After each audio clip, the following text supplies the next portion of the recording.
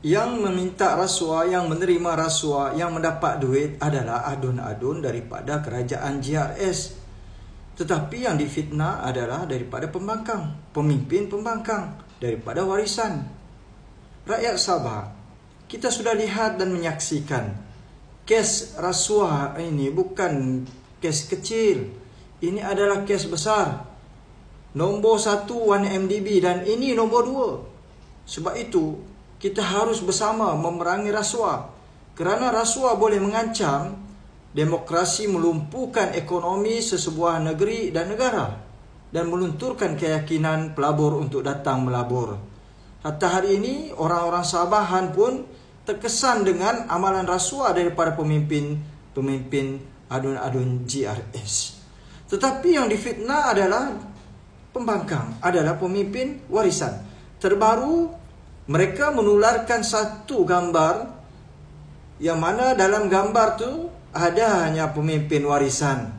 Dan gambar tersebut dikatakan adalah seorang CEO SMM, iaitu John Tee. Sedangkan gambar itu bukan CEO SMM, bukan bekas CEO ini, tetapi adalah bekas MP Ahli Parlimen Labuan, Datuk Rosman Isli. Kenapa agaknya macam-macam JRS begitu terdesak dan begitu kerja keras untuk memfitnah warisan dan pemimpin warisan? Sedangkan mereka tahu amalan rasuah ini orang-orang pemimpin kerajaan yang lakukan.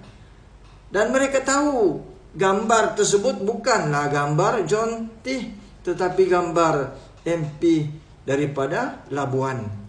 Jelas hari ini mereka terdesak kerana mau mempertahankan kerajaan JRS, mau mempertahankan Haji, sampaikan budaya rasuah, budaya fitnah mereka jadikan sebagai bahan makanan harian oleh macam-macam dan juga oleh pemimpin daripada JRS.